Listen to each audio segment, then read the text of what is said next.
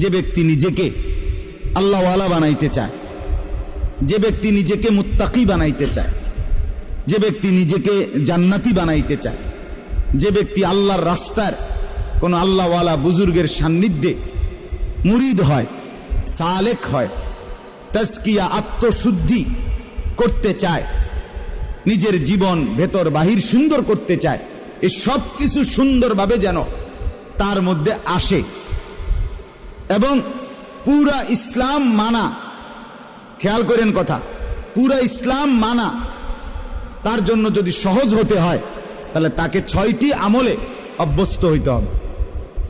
কয়টি আমলে? আবার বলেন, কয়টি আমলে? এই 6টি আমলে যদি কোনো ব্যক্তি অভ্যস্ত হয় তো আল্লাহ তাআলা তাকে পুরা ইসলাম মানার, দিন মানার মতো যোগ্যতা, শক্তি, হিম্মত, তৌফিক আল্লাহ দান করবে। ইমানের 77 শাখা আল্লাহ নবী সাল্লাল্লাহু আলাইহি ওয়াসাল্লাম বলেছেন, এই পুরা ঈমান অতি অল্প সময়ে ধীরে ধীরে তার মধ্যে আত্মস্থ হবে, আসবে। হযরতের মূল ফিকির এটা। এই 1 সপ্তাহ খানকায় উনি এটা বুঝাইছেন যে আমার ফিকির, সারা পৃথিবীর মুসলমান যদি প্রকৃত অর্থে দিনদার হইতে হয় তাইলে ঈমানের 77 শাখা, মানে পুরা ঈমান, ইসলামের সবগুলো অংশ নিজের মধ্যে আনতে হবে, নিজের মধ্যে বাস্তবায়ন করতে হবে, তাইলেই সে পরিপূর্ণ দিনদার। কথা বোঝেন নাই আপনি? একটা লোক তো নামাজ পড়ে মাশাআল্লাহ, কিন্তু উনি মসজিদ থেকে বের হয়ে দোকানে গিয়ে সুদের লেনদেন করে, ওজনে কম দেয়, ধোকা দেয়, মালটার গুণাগুণ মিথ্যা বলে, এই লোকটা কি পরিপূর্ণ দিনদার? একটা তো আছে মাশাআল্লাহ, কিন্তু ওইটা তো নাই, ওইটা তো নাই। একজন নারী নামাজ তো পড়ে কিন্তু পর্দা তো করে না। একজন পুরুষ ছেলে মেয়ের খাদ্য খাবারের খরচ তো করে, কিন্তু তাদের জন্য টেলিভিশন, নাচ গান এটা দেখার জন্য ব্যবস্থা করে। তো একদিকে দিনদার একটা মানে, তো আরো 10টা মানে না। তো এই লোকটা কি পরিপূর্ণ দিনদার হলো? এই হযরত বলেন ঈমানের 77 শাখা, এই সবগুলো শাখায় যে সমানভাবে মানে আমলে অভ্যস্ত হবে তাকেই বলা হবে পরিপূর্ণ দিনদার। তার জন্যই জান্নাত, তার জন্যই জাহান্নামের মুক্তি। সাহাবায়ে কেরাম ইসলাম মানছে কয়টা, ছাড়ছে কয়টা? কথা কয় না। মানছে কয়টা, ছাড়ছে কয়টা? আউলিয়ায়ে কেরাম, যাদেরকে আমরা আউলিয়া বলি, বুজুর্গ বলি, পীর মাশায়েখ বলি, তারা মানছে কয়টা, ছাড়ছে কয়টা? সব মানছে, সব মানছে। ঈমানও ঠিক করছে, ইবাদতও ঠিক করছে, মুআমালাতও ঠিক করছে, মুআশারাতও ঠিক করছে, আখলাকও ঠিক করছে, বাজারও ঠিক রাখছে, আবার কি নামাজও ঠিক রাখছে, স্ত্রী সন্তানের প্রয়োজন পূরণ এটাও ঠিক রাখছে, রাত্রি গভীরে তাহাজ্জুদের নামাজ, আল্লাহর বন্দিগি, জিকির, তেলাওয়াত এটাও ঠিক রাখছে। এজন্য পূর্ণ ঈমানদার হওয়া চাই, পূর্ণ দিনদার হওয়া চাই।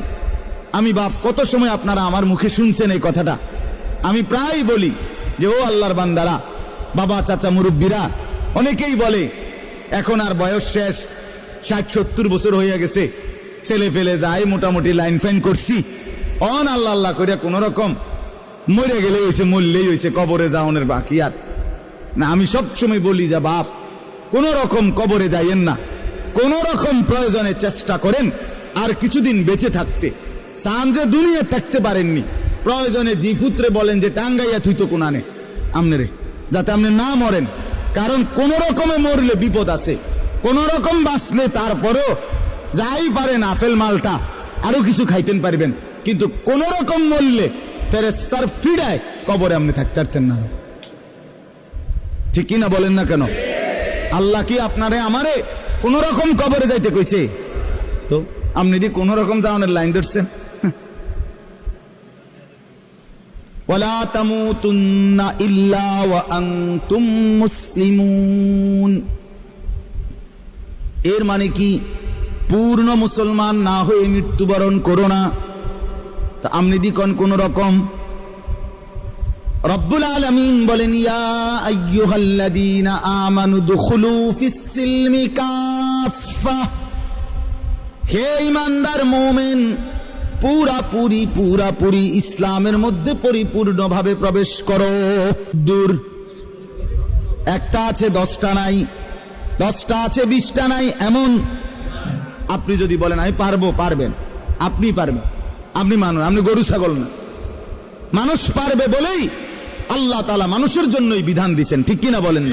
ফেরেশতাদেরকে বলছেন আমি জানি যা তোরা জানোস না তা, আমি বুঝাই বানাইছি মানুষ, আমি পারবে সে আমার হুকুম মানতে পারবে, আমার দ্বীন গ্রহণ করতে পারবে, আমার শরীয়ত নিতে পারবে, আমার বিধান তারা পালন করতে পারবে, এই যোগ্যতা দিয়েই আমি মানুষ বানাইছি। অতএব পারবে না বলে যে ভুল হয়ে যায়, ছুটে তো যায়, গুনাহ তো হয়ে যায়, নাফরমানি তো হয়ে যায়। আরে তো চমৎকার বিষয়, আল্লাহ তাআলা বলছে বান্দা রিমুভার তো আমি রাখছি, মুসাবার জন্য তো আমি রাখছি ব্যবস্থা। যতবার হবে গুনাহ ততবার তওবা করবা, ততবার তওবা করবা, বারবার তওবা করলে আমি পুনরায় তোমারে আবার মুত্তাকি বানায় দেব। অজু তো ভাঙবেই, আবার অজু করবা, তাইলে তুমি নিয়মিত অজুওয়ালাই হয়ে যাবে। কথা বুঝেন না? একজন মানুষ যদি নিয়ত করে আমি সর্বদা অজু সহ থাকবো, তাহলে এ বেটা তো আর পেশাব করতে পারতো না। কেমনে করবে পেশাব? ওমা অজু ভেঙে যাবো না? কথা বলেন না কেন? তার মানে কি? তার মানে কি বলেন? সাহাবীদের জীবনীতে আছে, আউলিয়াদের জীবনীতে আছে, তিনি সর্বদাই অজু অবস্থায় থাকতেন, তার মানে পেশাব করতেন না, নাপাক হতেন না ওনারা, আবার করে নিতেন অজু। যিনি বারবার অজু ভাঙলেই আবার পুনরায় অজু করে নেয়, তারে কি বলে না অজু ভাঙছে এটা বলে না, তারে বলে উনি সর্বদা অজু অবস্থায় আছেন।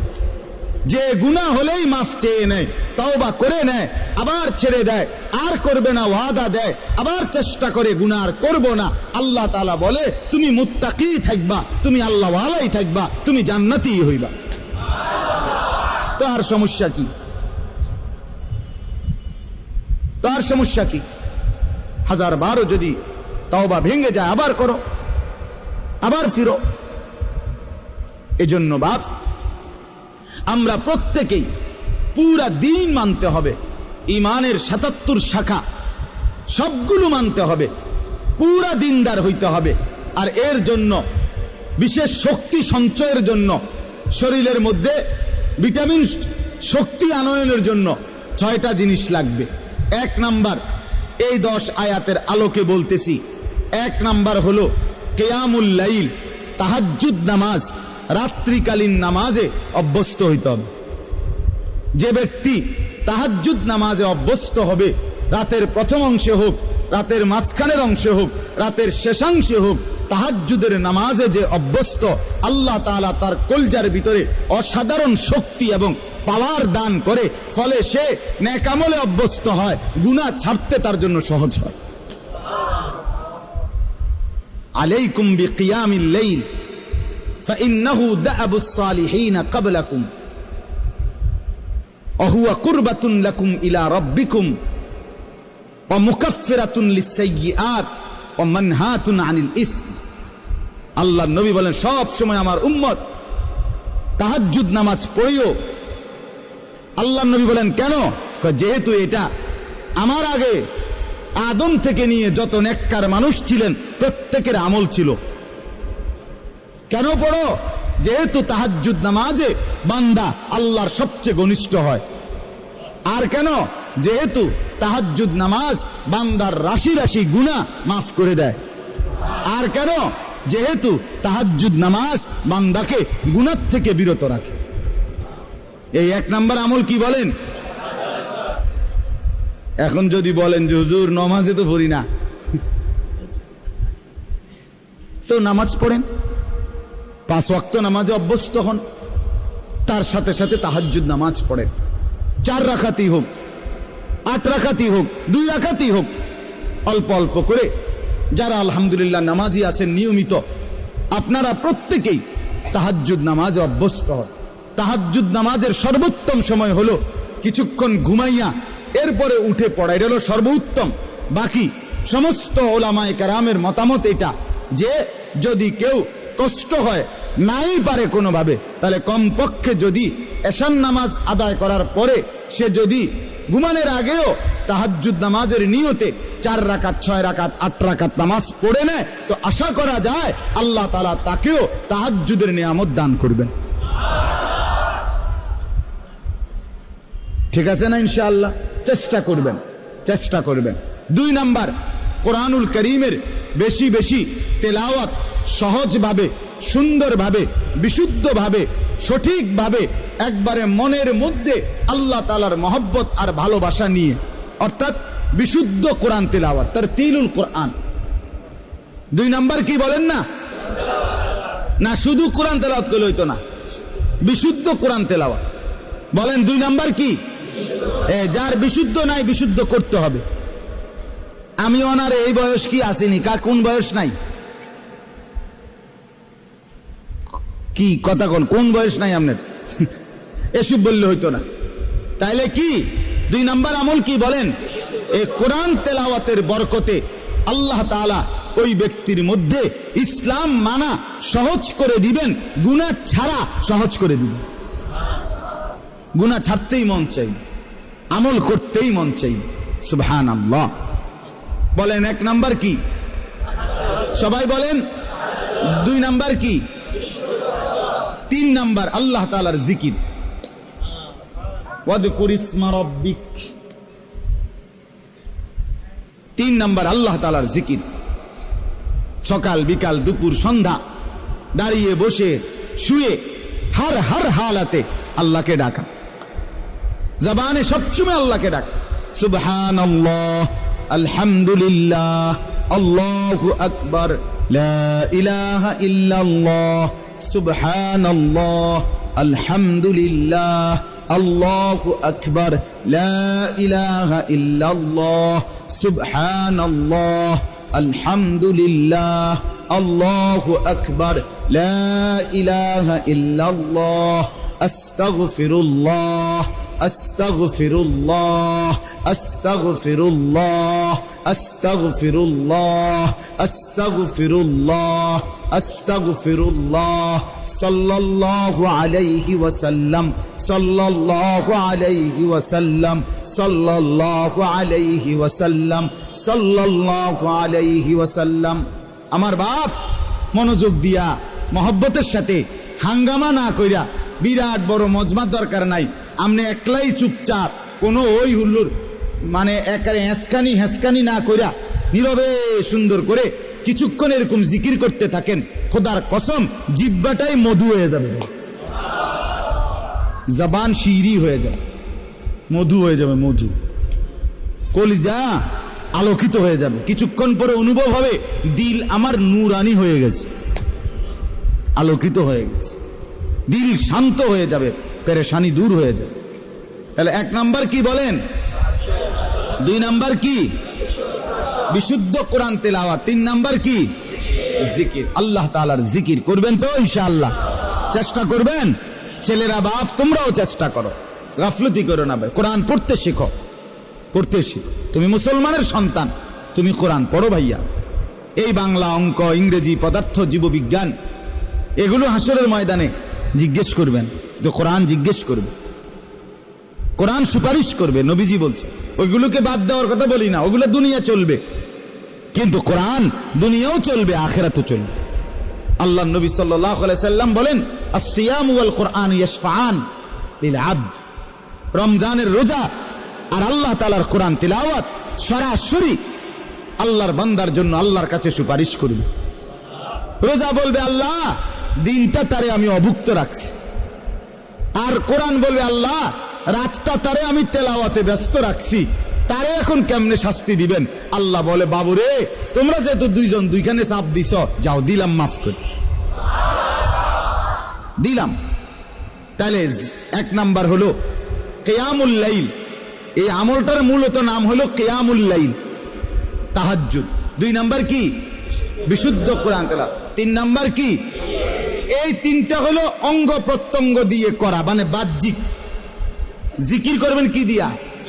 জবান দিয়া, ঠিক না বলেন? কোরআন তেলাওয়াত করবেন কি দিয়া? জবান দিয়া। আর তাহাজ্জুদ নামাজ পড়বেন কি দিয়া? পুরা বডি দিয়া, পুরা অঙ্গ দিয়া, নাকি? এটা। আর তিনটা, পরের তিনটা হলো ভিতরে, কলজের ভিতরে থাকতে হবে, ভিতরে থাকবে। 1 নাম্বার মানে 4 নাম্বার, হ্যাঁ, তাবাত্তুল, এটারে বলে তাবাত্তুল। কন্ত তাবাত্তুল, তাবাত্তুল অর্থ হইল সব কিছুর থেকে সম্পর্ক বিচ্ছিন্ন করে হৃদয় মন শুধু আল্লাহর সাথে সম্পর্ক যুক্ত করা।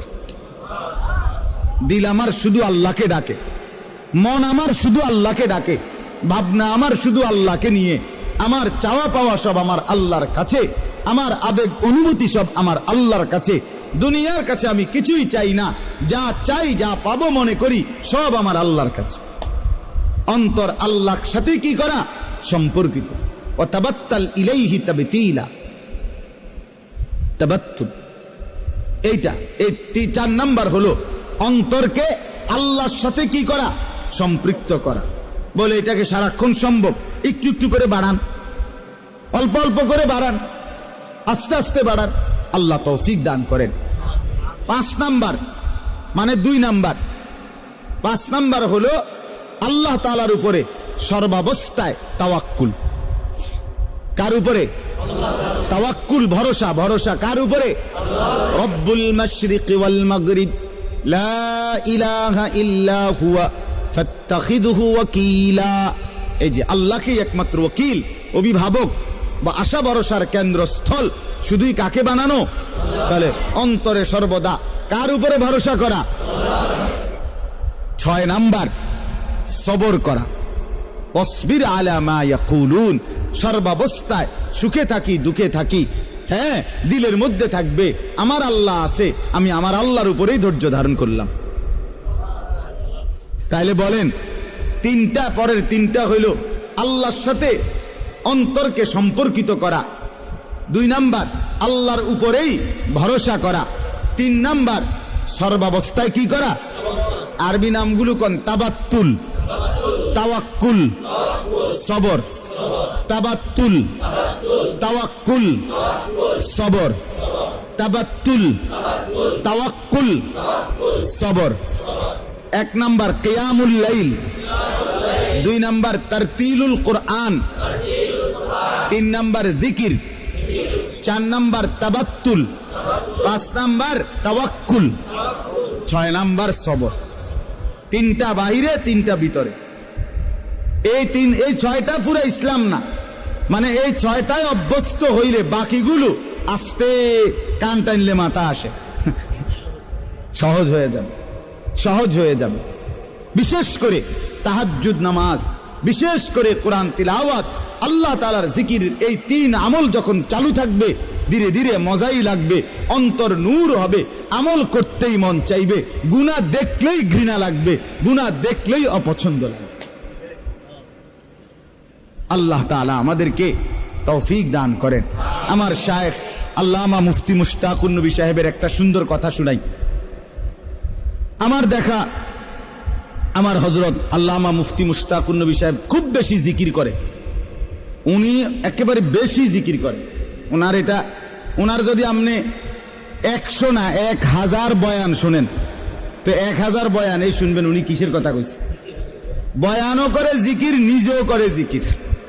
আমি মনে করেন কুমিল্লা থেকে সিলেট হুজুরের সাথে 6 ঘন্টার সফর, অনেকবার গেছি হুজুরের গাড়িতে করে। আমার গায়ে হেলান দিয়া হুজুরে শুইছে, মনে করেন আমি দেখছি শুইয়া লাইছে, ঘুমায়ে পড়ছে। যতবার ড্রাইভার মাসুদ ভাই গাড়ি কোনো কারণে ব্রেক করে, সাথে সাথে নড়ে ওঠে না, এই নড়লেই দেখি উনার মুখ দিয়া লা হাওলা ওয়ালা কুওয়াতা ইল্লা বিল্লাহ, সুবহানাল্লাহ, কোনো না কোনো একটা তাসবিহ করে। তবে এটা না দেখলাম ঘুমায়। আমি অনেক দিন দেখছি এটা মাকিরি ভাই, এটা কি ধরনের দিন নি, কোনো আদত হয়ে গেছে, অটোমেটিকলি নড়লে চড়লে জিকির করে, জিকির করে, আল্লাহ তাআলার জিকির করে। এই যে জিকির, এই জিকিরের ভীষণ পরিমাণ অভ্যস্ততার কারণে তো হযরতের মধ্যে একটা জিনিস আমি শুধু এটা বলার জন্য, একদিন বহুবার বলছে, অনেক সময় বলে, কয় যে আমি যখন ঘর থেকে বের হই, শুনতেছেন, হুজুর বলেন, আমি যখন ঘর থেকে বের হই তখন আমি আমার আল্লাহর কাছে বলি, আল্লাহ, এই আমার দুইটা চোখ, এখন আমি রাস্তায় বের হচ্ছি, এই দুই চোখে যদি রাস্তার কোনো বালু, খড়কুটা এরকম কিছু আইসা যদি পড়ে, তাইলে আমার চোখের ভীষণ ক্ষতি হবে, জাহিরি ক্ষতি, বাহ্যিক ক্ষতি হবে চোখের, ঠিকই না বলেন না? বলে আল্লাহ, এই ক্ষতি থেকে আমার চোখকে আপনি বাঁচান। সাথে সাথে হযরত বলে, আমি আল্লাহর কাছে বলি, আল্লাহ, ঠিক তেমনি ভাবে এই চোখ যদি কোনো ভিন নারীর প্রতি পড়ে, তাইলেও আমার এই চোখের ক্ষতি হবে, আখিরাতে ক্ষতি হবে। আমার এই চোখে সীসা গলাইয়া ঢেলে দেওয়া হবে। অতএব আপনি আমার এই চোখকে বাহ্যিক ক্ষতি থেকেও বাঁচান, আপনি আমার এই চোখকে আখিরাতের ক্ষতি থেকেও বাঁচান। হুজুর বলেন, এই দোয়ার বরকতে, আল্লাহ তাআলার জিকিরের বরকতে হাজারো ঘন্টা রাস্তায় চলার পরেও আমার কাছে রাস্তায় নজর কোনো দিকে তাকাইলেও গাছ আর মানুষ একই রকম মনে হয়। অনেক দিন বলছে, কয় যে গাছ যেরকম মনে হয় মানুষ এমনই মনে হয়, আলাদা কোনো এটা নিয়ে কি হয় না, কু নজর বদ নজর হয় না। এই জন্য বললাম, একটা আমল এখানের মধ্যে জিকির, এটা আরো 100 আমলটাকে কি করে দেয়, সহজ করে। আল্লাহ তাআলা আমাদের প্রত্যেককে তৌফিক দান করেন, কবুল করেন।